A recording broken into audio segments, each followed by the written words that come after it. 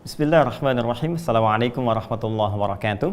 Alhamdulillah wassalatu wassalamu ala Rasulillah wa ala alihi wa sahbihi wa man walah wa ba'd. Saudara-saudariku, berjumpa kembali dengan saya Adi Hidayat. Kita mengkhususkan kajian serial seputar sejarah Yahudi atau perjalanan genealogi Yahudi, bagaimana bisa lahir sampai membentuk komunitas hingga kini dan berinteraksi secara global, dari mana mereka datang, seperti apa kemudian mereka melalui perjalanan-perjalanan sampai wujudnya ada saat ini, berkomunitas, bahkan berbangsa gitu kan, dan memberikan pengaruh-pengaruh dalam kehidupan. Seperti apa Al-Quran memberikan gambaran kepada kita dari sejak dahulu, bagaimana muncul, kemudian sampai kekinian, sampai bagaimana membimbing kita bersikap dalam konteks kehidupan global dan menyikapi persoalan-persoalan kekinian yang tengah kita hadapi. Di pertemuan-pertemuan yang lalu telah 3 episode kita bahasnya. Dari episode yang pertama saya terangkan bahkan dari Nabi Ibrahim alaihissalam, ya, baik ke atas jalurnya ataupun ke bawah. Kemudian yang keduanya kita turunkan lagi perjalanan sampai ke Nabi Yaqub alaihissalam, Nabi Yusuf alaihissalam. Dan yang ketiga, tiba kita di perjalanan Nabi Musa alaihissalam, kan, yang telah berada di Mesir dan belum tuntas kita selesaikan. Nah, mohon izin di bagian yang keempat ini saya ingin sedikit detilkan kisah Nabi Musa alaihissalam, karena ini begitu menarik ya. Di Al-Quran ini dibahas kurang lebih ada 20 surat membahas Nabi Musa alaihissalam, interaksi beliau alaihissalam dengan umatnya, dengan kaumnya, yang kelak nanti dari kaumnya ini menurunkan satu generasi yang kita namakan sekarang dengan Yahudi itu, ya. Lalu kita juga akan temukan bahwa bagaimana Nabi Musa disebutkan lebih dari 120 kali. Ada yang mencatat 136 kali dalam Al-Quran disebutkan.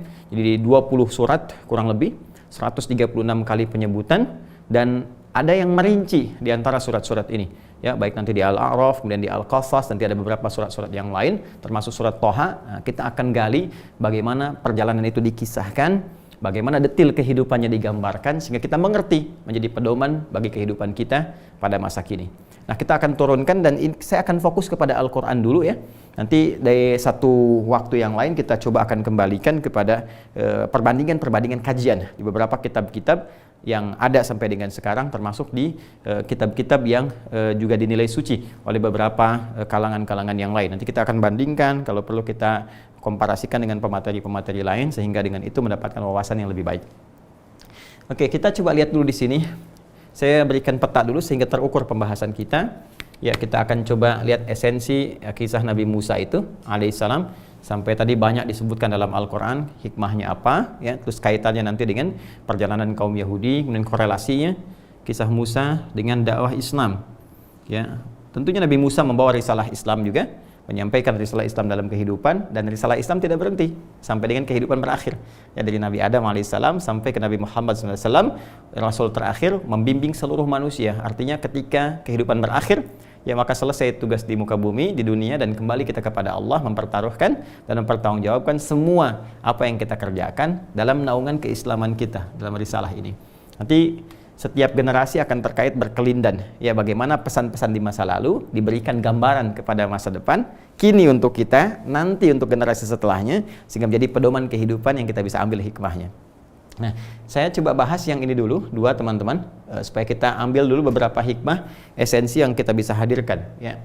Pertama, gini, ini sejarah Yahudi nanti tidak akan terpisah jauh dari kisah Nabi Musa alaihissalam.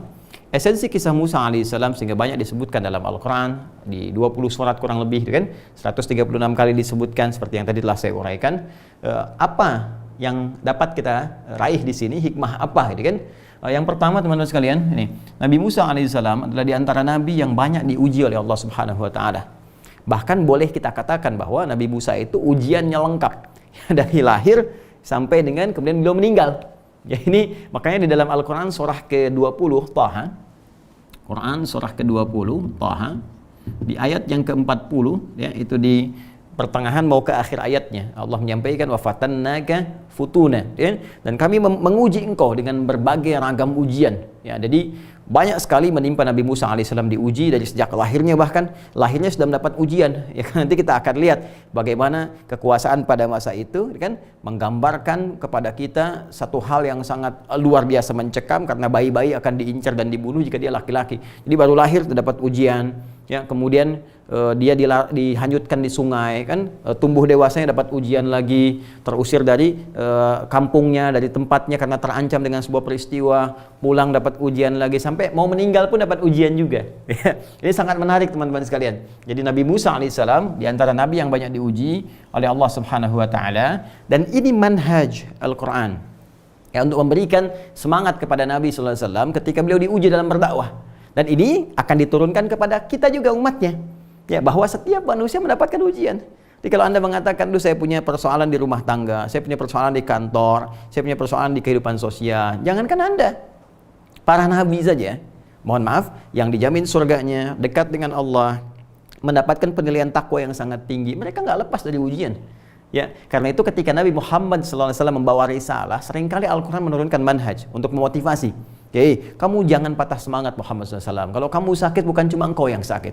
Nabi Ibrahim saja kakek buyutmu pernah sakit. Quran surah ke-26 ayat 80 turun. Ya, sampai dikatakan wa idza maridtu fahuwa yashfin. Nabi Ibrahim kalau sakit-sakit ya, kemudian berdoa kepada Allah, yakin kalau saya sakit pasti Allah sembuhkan. Kemudian Nabi Ayub pun pernah sakit. Turun Quran misalnya surah ke-21 ayat 83 sampai dengan 84. Ketika diuji misalnya dengan kaumnya yang melempar, yang macam-macam, maka diturunkan kemudian kisah Nabi Yunus misalnya alaihissalam, diturunkan kisah nabi-nabi yang lainnya untuk memberikan motivasi. Dan puncaknya diantaranya adalah kisah Nabi Musa alaihissalam yang bahkan diuji dari lahir sampai dengan meninggal dunia, sampai saat akan wafat, itu masih mendapat ujian, ya, masih mendapatkan ujian, dan diuji hanya untuk satu kaum saja. Ya, sedangkan Nabi Muhammad SAW dipersiapkan untuk menghadapi manusia sampai dengan risalahnya terbawa ke akhir zaman. Walaupun nabinya telah wafat, tapi risalahnya terbawa sampai ke akhir zaman. Maka ditampilkan kisah-kisah sebelum itu untuk memberikan motivasi kepada beliau. Motivasi inilah yang diturunkan kepada kita. Ini seakan-akan memberikan gambaran kepada kita, kamu tuh baru ujiannya di rumah gitu loh. Ya, Musa itu baru lahir dan dapat ujian di rumahnya, berpisah dengan orang tuanya. Kamu baru dewasa berpisah hanya untuk belajar, sudah merenung, ya sudah banyak menangisnya. Baru masuk pesantren sudah nangis tiap malam gitu kan. Nabi Musa itu udah pisah dari ibunya dari kecil. Ya, kemudian terus dibawa ya kepada kita sehingga menguatkan, dan nanti ada manhaj dalam Al-Qur'an membimbing kalau ada ujian ini begini mengatasinya. Kalau yang sulit begini doanya. Seperti Musa berdoa, seperti ibunda Musa berdoa, ya, misalnya seperti Nabi Ayub berdoa, seperti Nabi Yunus berdoa dan turunan-turunan yang lainnya. Ini yang penting saya tampilkan dulu sebelum kita menghadapi banyak hal. Nah, Nabi Musa ini ternyata hikmahnya banyak diuji teman-teman sekalian, ya, supaya lebih kuat. Kualitas meningkat karena akan menghadapi umat, ya, satu komunitas yang memang luar biasa menyebalkannya, ya, yang luar biasa nggak nurut. Jadi dimantapin dulu tuh, dikuatkan oleh Allah supaya banyak ya kesabarannya, banyak kemudian ketahanannya. Sebab kalau itu tidak muncul, kesabaran tidak muncul, kekuatan nggak muncul, doa Nabi kan terkabul. Ya Allah, ini nyebalkan sekali umat ini nih, kasih begini minta ini, baru selamat dari Firaun dah nyari Tuhan yang baru, wafatkannya semua, ya wafat. Cuman nggak ada hikmah risalah kenabian di dalamnya.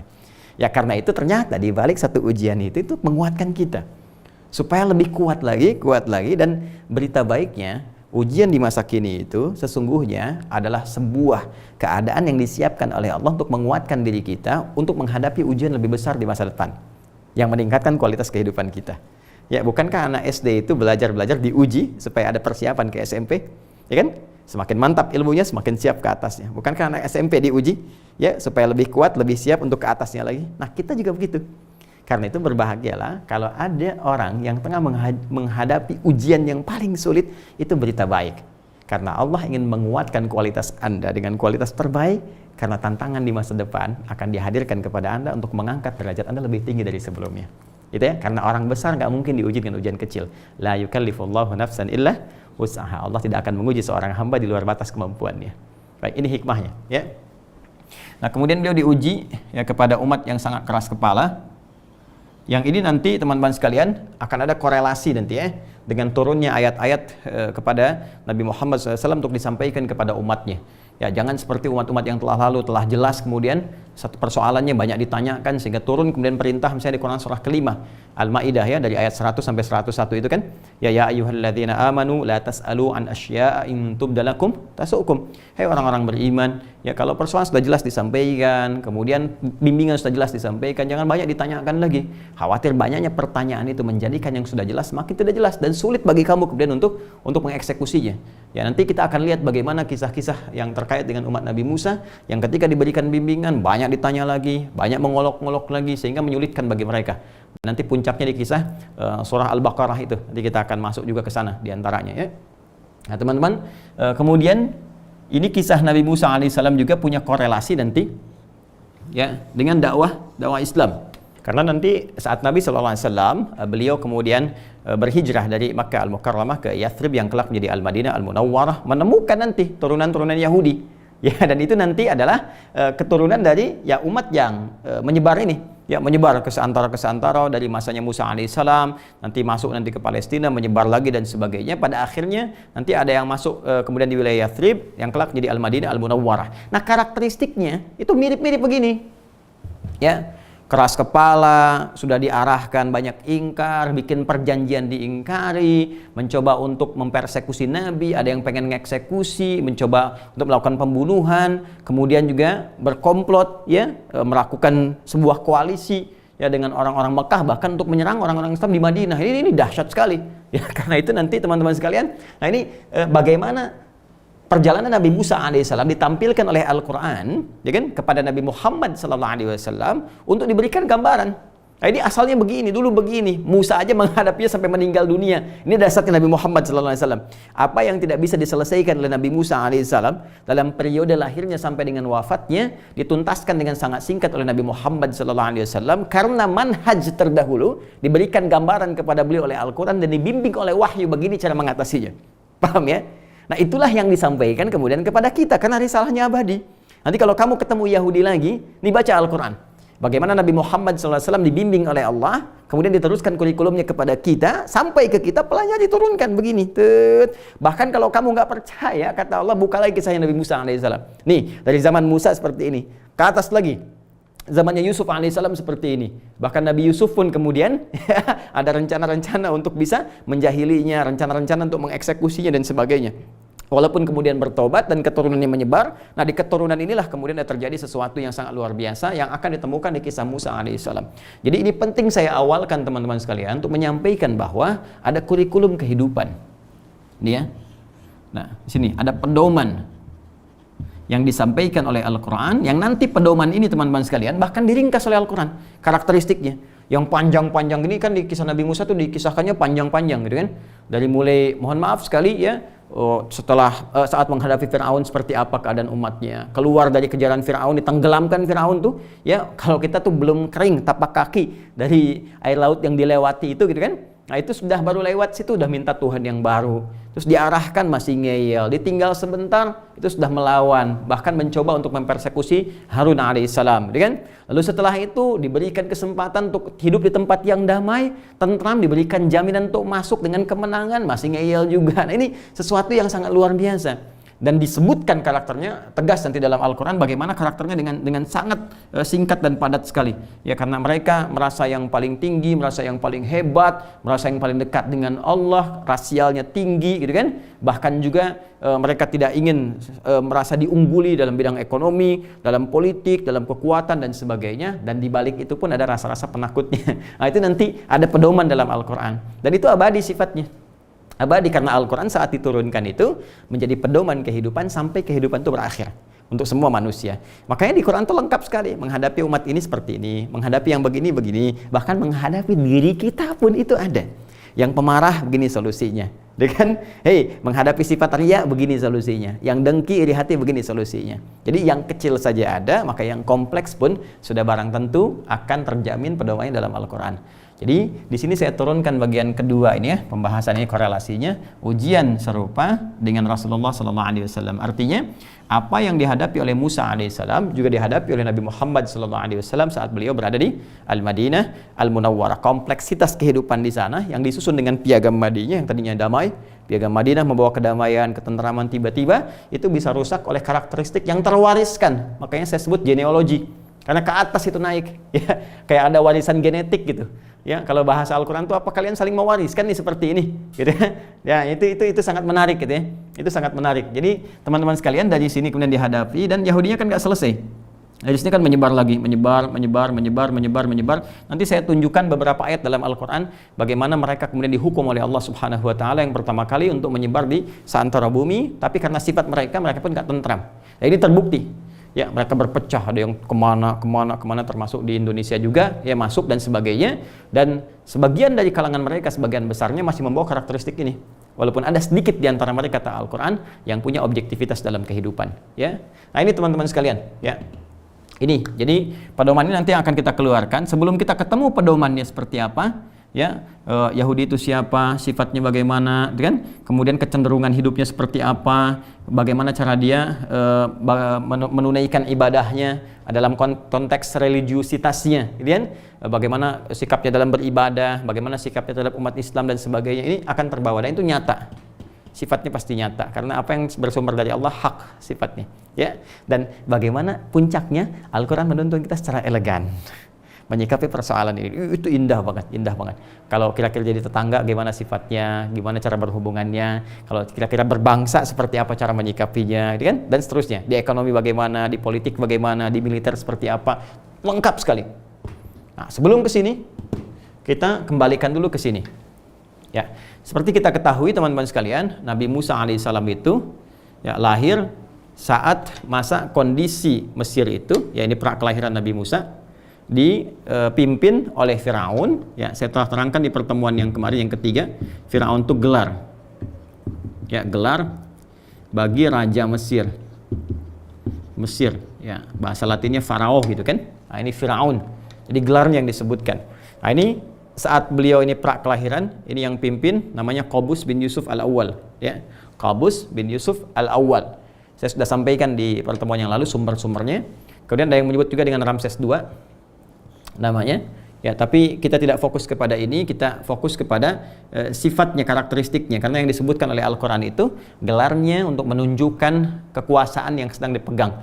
Jadi memberikan sebuah esensi kehidupan, bukan nama itu yang penting. Yang penting itu sikap. Jadi kalau ada yang menyimpang, yang dirubah sikapnya, bukan mencela namanya. Nah, ini yang dibiasakan oleh kita, ya. Nah, kemudian nanti kita akan kisahkan ini. Lalu saat Nabi Yusuf kemudian meninggal dunia, awalnya mewariskan terus 400 tahun sampai ke sini, kurang lebih 400 tahun. Dan di pertemuan bagian ketiga telah saya jelaskan, ya, bagaimana saudara-saudara Yusuf termasuk Nabi Yusuf alaihissalam itu membawa anak juga. Ya, saudara-saudara Nabi Yusuf itu kan membawa anak. Nabi Yusuf sendiri anaknya 2 kan. Ya, masih ingat ya yang saya sampaikan di pertemuan lalu, ya, manusia dengan Afrem itu. Kemudian dari situ kan berketurunan terus menyebar dan membentuk karakteristik selama 400 tahun, maka lahirlah kemudian raja yang selanjutnya, Firaun selanjutnya, ini Qabus bin Yusuf. Nanti saat Nabi Musa alaihissalam diangkat oleh Allah menjadi rasul, mendapat wahyu, ini meninggal, digantikan oleh ini. Ya, ada yang menyebut dengan Merneptah, namanya Walid bin Mus'ab yang kemarin telah kita bahas beberapa karakteristiknya. Nah, kondisi prakelahiran ini teman-teman sekalian, ini Ramses II atau disebut dengan Qabus bin Yusuf Al-Awwal itu bermimpi. Apa mimpinya? Dia bermimpi ada kobaran bola api yang datang dari Bait Al-Maqdis, ya, dari Palestina sekarang, ya. Datang dari Bait Al-Maqdis, datang tuh menghancurkan. Ya, menghancurkan kerajaannya, kekuasaannya, menghanguskan rumah-rumah dan sebagainya, sampai dia ya dihinggapi, dihantui oleh mimpi-mimpi ini. Ya, begitu dia kemudian mendapatkan itu, dia konsultasilah kepada dukun-dukun. ini persoalannya, ya. Jadi kalau mohon maaf nih, kebijakan-kebijakan senantiasa ditanyakan pada sifat-sifat yang tidak jelas, konsultasinya pada sosok-sosok yang bermasalah, maka nanti keputusannya pun akan bermasalah. Ya, makanya ketika Firaun itu minta masukan dari dukun, dari penyihir dan semacamnya, maka jadi persoalan. Ya, apa yang disampaikan? Wah, ditakwilkanlah kemudian oleh para dukun ini bahwa nanti akan ada satu sosok dan seorang anak yang datang dari Baitul Maqdis atau keturunan dari Baitul Maqdis yang nanti akan menghancurkan kerajaanmu di masa depan. Nah, ini yang jadi persoalan teman-teman sekalian. Maka ditafsirkan gak ada yang lain. Kalau dari Baitul Maqdis itu kan, ya keturunannya pasti diurut-urut lagi. Ya, siapa urutan-urutan itu? Ya, kita kembali ke sini teman-teman sekalian. Ya. Ini kalau kita lihat kan kondisi sosiologis masyarakat Mesirnya ini pada masa itu, ya, bukan sekarang. Pada masa itu kondisi sosiologisnya rakyat Mesir sendiri kan terbagi 2, pribumi, orang Mesir sendiri nanti, ya, yang ini nanti akan terus dinaikkan sampai ke atas, sampai ke kisah Nabi Yusuf alaihissalam, ya, yang terus mendapatkan jabatan. Lalu kemudian ini, ya, ada bagian yang kedua itu, yaitu pendatang, keturunan pendatang. Ya, saya sebut keturunan karena dari ke atas itu loh, dari Nabi Yusuf dan 11 saudaranya. Kan ada 12 kan yang disebut asbat Bani Israel itu. Itu kan berketurunan terus, sedangkan mereka sifatnya asalnya pendatang, bukan asli. Dari mana pendatangnya? Dari Kan'an. Ya, saya telah terangkan Kan'an yang ini bukan Kan'an anak Nabi Nuh alaihissalam, ya, tapi Kan'an turunan-turunan dari generasi-generasi sebelumnya yang telah saya sebutkan. Yang dimaksud adalah Palestina. Karena ini Kan'an nanti menghuni Palestina. Saya telah terangkan, Anda kembali lagi ya ke belakang supaya saya tidak mengulang lebih banyak. Nah, di sini ada Baitul Maqdis. Ya, Baitul Maqdis. Ya kan? Yang Al-Aqsa yang sekarang kompleknya itu yang kita dapati itu. Dan ini nanti ada Nabi Ibrahim yang banyak beraktivitas di sini, diturunkan kemudian ke Nabi Ishak, turunkan ke Nabi Yakub yang sempat tinggal di sini sebelum berhijrah ke Mesir. Nah, ditafsirkannya karena datangnya dari sini, maka nggak ada yang lain kecuali keturunan pendatang yang ini. Ya. Siapa keturunan pendatang ini? Ya, keturunan ke Bani Israel yang 12 itu. Siapa 12 ini? Anaknya Nabi siapa? Nabi Yakub alaihissalam. Nabi Yakub. Ya, 12 orang termasuk Nabi Yusuf kan? Yang hijrah ke Mesir. Ini anaknya Nabi Yakub. Siapa Nabi Yakub? Anaknya Nabi Ishak. Siapa Nabi Ishak? Anaknya Nabi Ibrahim alaihissalam. Karena ini beraktivitasnya di Kan'an, di Palestina, Baitul Maqdis sebelum hijrah ke Mesir, maka ditafsirkan oleh para dukunnya ini asalnya dari Baitul Maqdis, maka tidak ada yang lain kecuali keturunan Bani Israel. Dari situlah keturunan Bani Israel diburu, dari situlah kemudian dipersekusi sampai ada dekret yang keluar. Nah, ini yang digambarkan oleh Al-Quran di pembuka surah Al-Baqarah dan pembuka kisah Nabi Musa alaihissalam. Nanti ada di Al-Baqarah, di Al-A'raf dan turunan yang lainnya. Di Quran surah kedua itu di Al-Baqarah, ya, di ayat ke-49 teman-teman sekalian, ya, paling kiri sebelah atas di mushaf. Nah, ini sangat viral, ya, sampai ke kita saat ini ketika Allah menyampaikan wa idz najjainakum min ali fir'auna yasumunakum su'al 'adzab yudzabbihuna abna'akum wa yastahyuna nisa'akum, kan, wa fi dzalikum bala'un min rabbikum 'azim, kan. Jadi kata Allah Subhanahu wa taala wa idz najjainakum min ali fir'aun, dan ingatlah, pelajarilah, pahamilah, hei Bani Israel, hei orang-orang Yahudi yang hidup pada masa itu, kan? Hei orang-orang Yahudi yang hidup pada masa itu, ingatlah kisah-kisah yang dulu. Ya, kenapa engkau tidak mau menerima risalah Islam, tidak mau menerima dakwah Nabi sallallahu alaihi wasallam, banyak menutupi kebenaran dan sebagainya, apa-apa yang saya sebutkan tadi. Ingat dong dulu ketika kami selamatkan, ya, keturunan-keturunan yang dulu itu. Kalau nggak ada mereka itu, kalau nggak diselamatkan, nggak ada kalian sekarang. Itu poinnya, gitu ya. Ya, min ali Fir'aun, dari koleganya Fir'aun. Jadi Al-Quran tuh seringkali menyebutkan Fir'aun tuh nggak sendirian, tapi dengan kolega, gitu kan. Ya, karena nanti ini kaitan eratnya kan, ini kesini sudah kolega. Kemudian nanti ada Haman yang sempat saya singgung di pertemuan lalu, kan?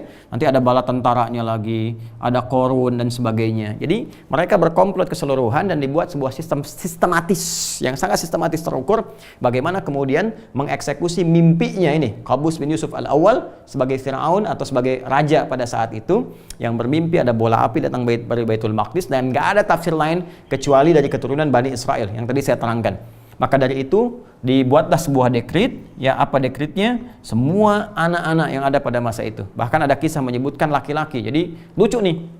Ya, lucunya kadang musim-musiman. Kalau pengen bunuh gitu kan, yang laki-laki. Kalau enggak, ya enggak gitu kan. Makanya ada yang menafsirkan ketika masanya Nabi Harun itu belum muncul dekret itu. Ya, atau ada yang mengatakan itu periodenya enggak ada pembunuhan gitu. Nanti pas zaman Nabi Musa ada lagi. Nah, jadi di sini teman-teman sekalian ada yang sangat menarik. Allah sampaikan, kami lepaskan, kami selamatkan kalian dari kekejaman kolega Firaun. Ya, apa yang mereka kerjakan di awal itu? Yudzabbihuna abna'akum. Mereka mencoba untuk mengeksekusi setiap bayi-bayi laki-laki. Ya, bayi laki-laki yang terlahir karena ada dekret dari Fir'aun pada masa itu, yaitu Qabus bin Yusuf al-Awwal, bahwa ada kemungkinan generasi Bani Israel yang melahirkan bayi laki-laki akan menghancurkan kerajaan besarnya. Dan membebaskan perempuan-perempuannya, wa yastahyuna nisa'akum wa fi dzalikum bala'un min rabbikum 'azim. Dan yang demikian itu banyak sekali ujian-ujian yang sangat dahsyat yang diujikan oleh Allah untuk menguji orang-orang beriman pada masa itu. Jadi teman-teman sekalian, di sini ada sesuatu yang kita penting untuk highlight, gitu kan? Nah, ini kemudian kita alirkan ke sini, ya, bahwa turunan kisah awal yang kemudian disampaikan oleh Al-Quran, kondisi sosiologisnya Nabi Musa alaihissalam saat terlahir itu, nah ini dalam periode ancaman Firaun yang melahirkan dekret bahwa setiap bayi yang terlahir itu mesti dieksekusi. Jelas ya? Jadi Musa itu tadi saya katakan baru lahir aja udah mendapat ancaman, bahkan belum lahir udah dapat ancaman, karena periode saat ibundanya mengandung itu ada yang menyebut namanya Aminah. Dan kalau ke atasnya kan sudah pernah saya terangkan kan, bapaknya Imran, ya nanti ke atasnya lagi sudah saya terangkan, Imran bin Yasur, Yasur bin Mahith, Mahith bin Lewi, dan Lewi bin siapa? Yakub, Yakub bin Ishak, Ishak bin Ibrahim alaihissalam. Itu salah satu riwayatnya. Jadi ibunya nanti namanya Aminah, ada yang menyebutkan demikian, punya kakak namanya Harun, ya bedanya 3 tahun. Nanti di sudut yang lain juga nanti ada Maryam lagi, seperti yang pernah saya terangkan. Nah ini Harun lahir dalam periode musiman untuk tidak membunuh, sementara Musa lahir dalam periode ini dekret yang disampaikan oleh Firaun yang disebutkan di Quran surah kedua ayat ke-49. Jadi Musa mau lahir aja udah terancam. Nah sekarang bagaimana kisah mengandungnya Ibunda Musa alaihissalam, ada yang menyebut namanya dengan Aminah, kan? Bagaimana kondisi Musa saat terlahir dalam ancaman itu, seperti apa menyikapinya, dan bagaimana pertolongan Allah diberikan pada masa itu untuk disiapkan menjadi pemuda, menjadi nabi, menjadi rasul yang membebaskan Bani Israel dari kejaran-kejaran Firaun sampai keluar, sampai melahirkan karakter, sampai muncul Yahudi, sampai tiba saat ini. Kita akan lanjutkan itu pada episode yang kelima, serial yang kelima, insyaallah ta'ala. Baik, kita sambungkan nanti teman-teman sekalian. Mohon izin ya, nggak panjang-panjang, sedikit-sedikit tapi terukur, teman-teman bisa menikmati, lalu kita sambungkan secara serial. Adi Hidayat, subhanakallahumma bihamdika asyhadu an la ilaha illa anta astaghfiruka wa atubu ilaik. Allahumma ya Allah taqabbal minna innaka antas samiul alim wa tub alaina innaka antat tawwabur rahim. Assalamualaikum warahmatullahi wabarakatuh.